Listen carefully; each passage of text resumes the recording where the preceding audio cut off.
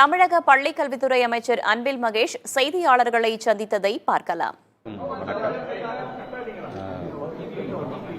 மாண்புமிகு தமிழ்நாட்டு முதலமைச்சருடைய அறிவுறுத்தலின்படி நம்ம ஸ்கூல் நம்ம ஒரு பள்ளி என்கின்ற வகையில் உங்களுக்கே தெரியும், இந்த சிஎஸ்ஆர் ஆக்டிவிட்டி மூலமாக கிட்டத்தட்ட 460 கோடி ரூபாய் இன்னைக்கு பல முன்னணி நிறுவனத்தை சார்ந்தவர்கள் எல்லா விதத்திலும் இன்னைக்கு அதை வழங்கி இன்னைக்கு பள்ளிக்கூடத்தை மேன்மைப்படுத்துகின்ற விதத்தில் ஒரு குவாலிட்டி எஜுகேஷன் கொடுக்கறது எல்லா விதத்துமான ஒரு மீட்டிங், அந்த ரவுண்ட் டேபிள் டிஸ்கஷன் இருக்கும் பொழுது தான் நம்முடைய நண்பர் கேட்டது போல தஞ்சை மாவட்டத்தில் நடந்த மிக கொடுமையான ஒரு நிகழ்வு நடைபெற்றிருக்கின்றது.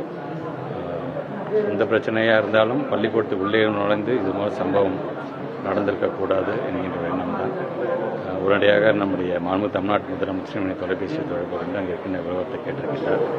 மாவட்டத்துடைய அமைச்சர் மாண்புமிகு உயர்கல்வித்துறை அமைச்சர் அந்த இடத்துக்கு விரைந்து கொண்டிருக்கிறார். இப்போது நானும் நேரடியாக விமானத்துக்கு சென்று 3 மணி விமானத்துக்கு சென்று நானும் சம்பவம் நடந்த இடத்திற்கே செல்ல இருக்கின்ற அங்கே இருக்கின்ற கலெக்டரை நாங்கள் அமைச்சிருக்கிறோம். சம்பந்தப்பட்ட நபர் கைது செய்யப்பட்டிருக்கின்றார். இருந்தாலும் நான் கலெக்டர்கிட்ட சொன்னது பிள்ளைங்க எந்த விதத்திலும் பயந்துடக்கூடாது, அவங்களுக்கான ஒரு கவுன்சிலிங் உடனடியாக நீங்கள் கொடுக்க வேண்டும். பள்ளிக்கு விடுமுறை விட்டு அந்த குழந்தைங்களுக்கு அந்த உரிய கவுன்சிலிங் வழங்க வேண்டும், அவங்களை தைரியப்படுத்த வேண்டும் என்று சொல்லியிருக்கின்றோம். எஸ்எம்சி மூலமாக நியமிக்கப்பட்டிருக்கின்ற அந்த டீச்சர் அவங்களுடைய மறைவு உள்ளபடி அது வேதனைக்குரியதாக இருக்கின்றது.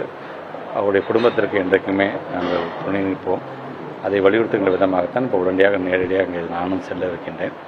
நடந்தது என்ன, உண்மையிலே நடந்தது என்ன என்கின்ற அந்த விவரத்தையும் நம்முடைய மாவட்ட ஆட்சியர் ஒன்றாக தெரிந்து கொண்டு முழு விவரம் வந்தது பிறகு அங்கேயும் நம்முடைய பத்திரிகைத்துறை ஊடக நண்பர்களை சந்தித்து நான் அந்த விளக்கத்தை நீங்கள் சொன்ன மாதிரி ஆசிரியர்கள் எப்போதுமே எங்களிடம் கேட்கறது இந்த பணி பாதுகாப்பு என்று சொல்லிக்கிட்டே இருப்பாங்க. கண்டிப்பாக நம்முடைய மாண்புமிகு தமிழ்நாட்டு முதலமைச்சருடைய கவனத்துக்கும் இதை நாங்கள் கொண்டு செல்வோம்.